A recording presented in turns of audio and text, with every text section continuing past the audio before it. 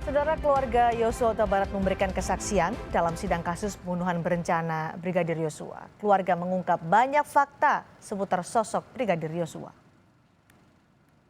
Kalau bercerita masalah-masalah Pak, tidak pernah sama sekali. Karena anak ini selalu mengabari yang baik-baik saja. Makanya saya secara manusia, secara ibunya, tidak ada tega. Rasanya hancur Pak menerima kabar duka anak saya ini.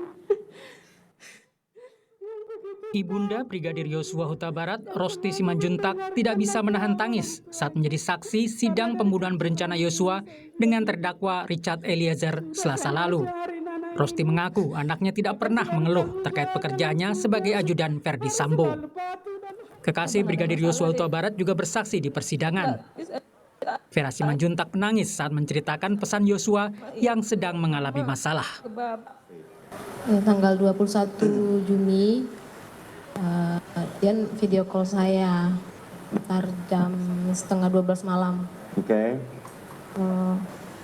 Dia video call saya, dia bertanya, lagi di mana dek? Dia bilang, lagi di rumah bang, nggak dinas, enggak. Kenapa bang? Saya bertanya. Abang ada masalah dek? Dia bilang gitu. Tidak bisa, oke. Adik Yosua Huta Barat, Mahareza Rizky juga menjadi saksi di persidangan. Saat hadir di program Rosi, Mahareza Rizky bercerita bagaimana dia berkali-kali memohon izin untuk memakaikan baju terakhir kalinya kepada kakaknya, namun ditolak. Izin komandan, apakah saya boleh memakaikan pakaian almarhum yang terakhir kali katanya? Oh, tunggu ya katanya gitu. Beliau masuk, saya nunggu di luar masih. Nunggu, beliau keluar lagi. Izin komandan, apakah saya boleh? Sebentar ya, lagi disuntik formalin katanya. Siap komandan, saya nunggu sekitar 20 menit atau 15 menit lah kak. Saya datangi lagi nih, kombes itu. Saya bilang, izin komandan, apakah saya boleh memakaikan pakaian almarhum yang terakhir kali aja komandan? Oh ya, tunggu bentar ya, tunggu sini dulu. Dia masuk lagi ke dalam ruangan otopsi. Masuk yang kedua kali ini cukup lama kak, cukup lama. Terus beliau keluar lagi, saya bilang, izin komandan, apakah boleh? 4 kali loh ya? Saya izin gitu. Izin komandan, apakah boleh? Udah kamu tunggu sini aja. Itu lagi dipakaikan celananya. Situ, saya langsung kayak, wah kok gitu banget saya mikirnya. Jadi saya agak sedikit mengotorkan, mengeraskan gitu kayak, komandan saya ini adik kandungnya loh. Saya keluarga satu-satunya di Jakarta. Saya izin untuk memakaikan pakaian almarhum aja yang terakhir kali. Udah kamu tunggu sini aja, itu lagi dipakai celananya. Kuasa hukum keluarga Yosua, Nelson Simanjuntak, yakin kesaksian dari keluarga akan mengungkap peran para terdakwa dalam kasus pembunuhan berencana Yosua. Sudah pasti untuk yang dader ini, dua pelaku tokoh utama ini Pak Sutri, sudah pastilah. Mereka lah perancang, perencanaan, dan tentunya the man behind the screen dari apa yang ada selama ini. Ya. Kalau selebihnya ya mutar-mutar, ada berita seliweran, ya sudahlah. Biarkan nanti putusan pengadilan yang menentukan bahwa beliau adalah pelaku utamanya. Keluarga Yosua Huta Barat masih menanti keadilan dan berharap pengadilan menjatuhkan vonis yang berat kepada para terdakwa. Tim Liputan Kompas TV. Keluarga Brigadir Yosua akan segera bertemu dengan Verdi Sambo dan Putri Chandrawati, terdakwa kasus pembunuhan berencana Brigadir Yosua 1 November nanti. Apa yang bisa dicermati dari persiapan nanti atau persidangan nanti, kita tanyakan kepada pengacara keluarga Yosua, Nelson Simanjuntak, dan pakar hukum pidana Universitas Jenderal Sudirman, Hipnu Nugroho. Selamat sore, Pak Hipnu. Pak Nelson. Selamat sore, Mbak. Akan depan, Pak Nelson, keluarga akan bertemu dengan Verdi Sambo dan Putri Chandrawati. Apa yang disiapkan oleh keluarga? Pak Nelson, suaranya mungkin belum dibuka, Pak Nelson. Sudah? Ya, silakan. Dengan senang hati kita menginformasikan kembali. Ada sebuah bahasa Latin yang enak, bukan mangaruk-karukari sidangolon namanya, tetapi to renew the news. Ini yang menarik perhatian sekarang. Kenapa? Ini keluarga sebahagian pulang, sebahagian akan hadir kembali sesuai dengan panggilan jaksa untuk dimintai keterangan ke-12 ya, Ya. saksi hari Selasa mendatang. Oleh karenanya dari surat panggilan jaksa, ketika kita ditanyakan ini kesiapan keluarga besar almarhum Joshua, Pak Samuel, kawan-kawan sudah siap sekali. Apa yang berubah dari komposisi keluarga yang hadir dari persidangan di Richard Eliezer sebelumnya? Tidak berubah, tetap seperti panggilan saksi yang minggu lalu ya. Oke.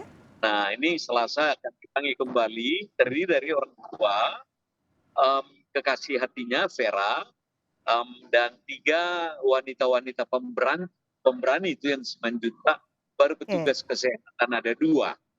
Nah, baru Pak Kamarudin 1, lengkap 12 itu. Keterangan apa yang berbeda yang akan nanti disampaikan dari keterangan pada saat sidang Richard Eliezer sebelumnya? Kemarin kan juga lebih banyak bercerita juga soal sosok Joshua Huta Barat. Apa yang nanti akan disampaikan pada saat persidangan 1 November, Ferdy Sambo dan Putri Candrawati? Saya berpikir dan menyatakan ini karena kita tidak boleh mendahului pengadilan. Ini tentunya akan saling cross-check. Cross-check silang antara kalau kemarin dengan Barada Eliezer, kalau hari ini inilah suatu peristiwa yang menarik, bisa berhadapan-hadapan bertemu seorang atau 5 orang terdakwa sekaligus berhadapan dengan orang tua asli dari Brigadir almarhum Yosua.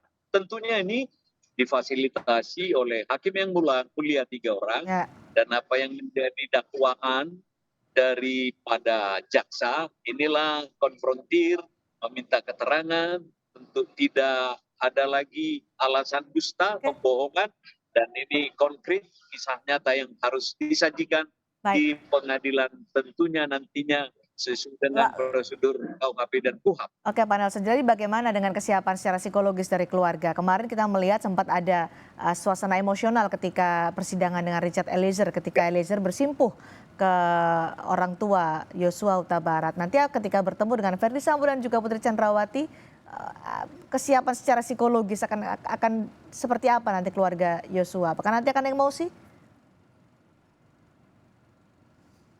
Saya yang ditanya dia tentang kesiapan? Ya. Kesiapan keluarga sangat siap sekali.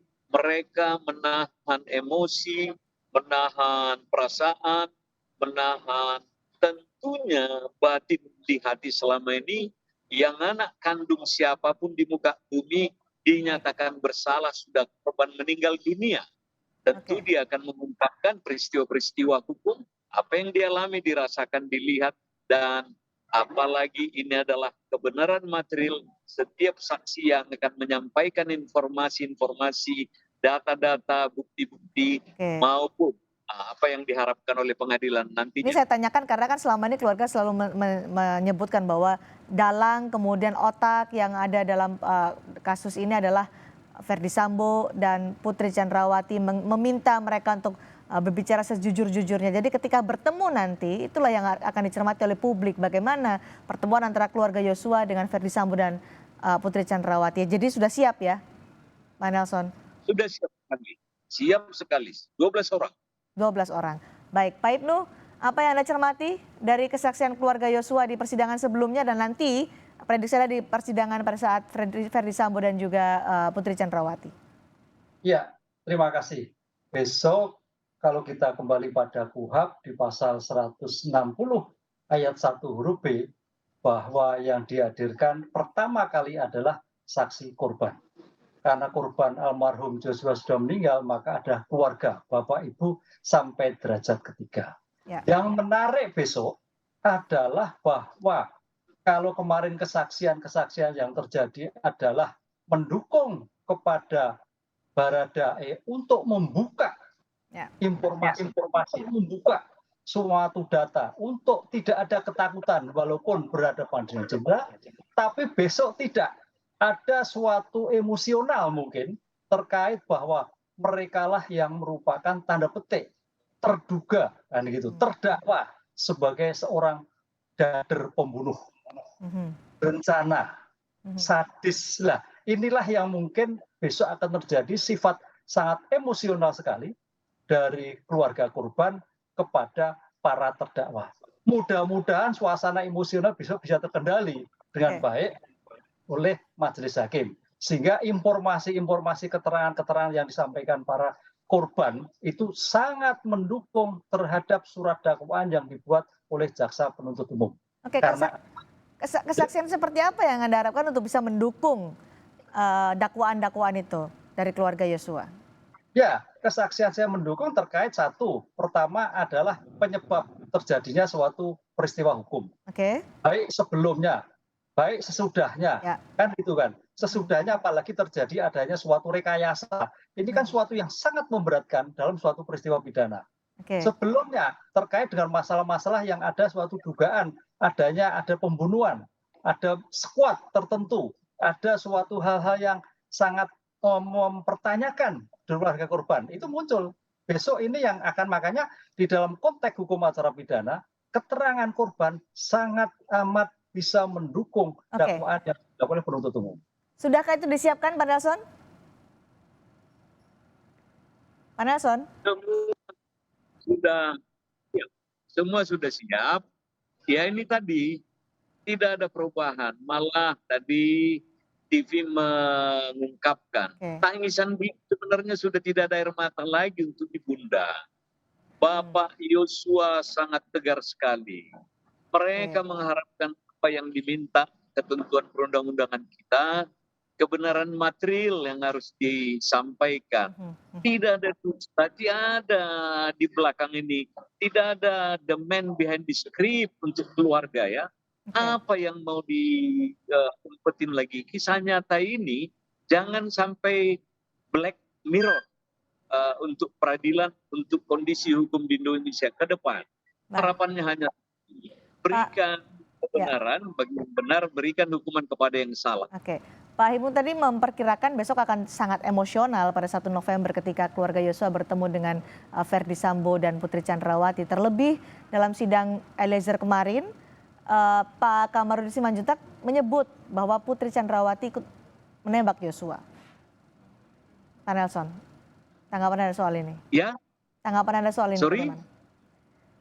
Pak Hipnu kan tadi menyatakan diperkirakan akan sangat emosional pada sidang tanggal 1 November kemarin ketika keluarga Yosua bertemu dengan Ferdi Sambo dan Putri. Apalagi dalam sidang sebelumnya di sidang Eliezer, Kamarudin Simanjuntak juga menyebutkan Putri Chandrawati ikut terlibat dalam penembakan itu, menjadi penembak ketiga.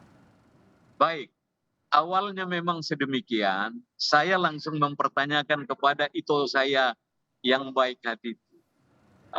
Apakah kau tega? Apakah kau berani? Apakah kau tegar menghadapi itu? Beliau berjanji, saya siap, itoku, ini ya. Jadi pada waktu, ini yang kita harapkan, peranan hakim yang bijak seperti kemarin, saya bangga. Saya salut untuk hakim kita. Diberikan waktu. Kalau ditanya emosional, kondisional seorang ibu rumah tangga, wah tentunya emosional itu akan berubah menjadi dendam. Tetapi mereka melihat kedewasaan, keimanan, dan tentunya sudah memahami, ini orang kampung loh yang jauh di Sungai Bakar. Ya, jadi mereka akan tegar. Walau Pak Kamarudin, kami semua akan sepakat, ini akan berjalan dengan baik, dipenuhi dengan emosi diri masing-masing. Bukan emosi yang membawa hal yang tidak baik. Ini harus berjalan. Siapanya mengontrol emosi. Pak Hipnu, terakhir untuk Anda terkait dengan pernyataan Kamarudin Simanjuntak di persidangan sebelumnya dan nanti akan bertemu dengan Ferdi Sambo dan Putri Chandrawati yang sebelum dituduh dalam persidangan sebelumnya oleh Kamarudin Simanjuntak. Anda akan melihatnya seperti apa? Ya, itu kan baru keterangan. Ya. Keterangan dari Pak Kamarudin. Jadi suatu keterangan itu juga harus dinilai nanti. Karena suatu keterangan itu akan bernilai apabila didukung dengan bukti yang lain. Ingat dalam suatu hukum ada istilah testimoni de auditu, bahwa kesaksian mendengar dari orang lain tidak terbukti. Kecuali nanti Pak Kamarudin bisa memberikan suatu bukti-bukti bahwa Bu PC ikut menembak. Dari bukti apa? Mungkin kaitannya dengan CCTV, atau kaitannya dengan kesaksian yang lain, atau kaitannya dengan sidik jari yang ditemukan, itu bisa jadi. Tapi kondisi ini perlu ada suatu pembuktian lebih lanjut, gitu Pak. ada pembuktian dan juga tadi kontrol emosi yang nanti akan ditunjukkan oleh keluarga Yosua pada sidang 1 November nanti. Terima kasih Pak Hipnu Nugroho, terima kasih juga kepada Pak Nelson Simanjuntak sudah bergabung bersama kami di Sapa Indonesia malam hari ini. Thank you, Terima Horas. kasih. Ayo, Horas. Terima Horas, kasih. Horas,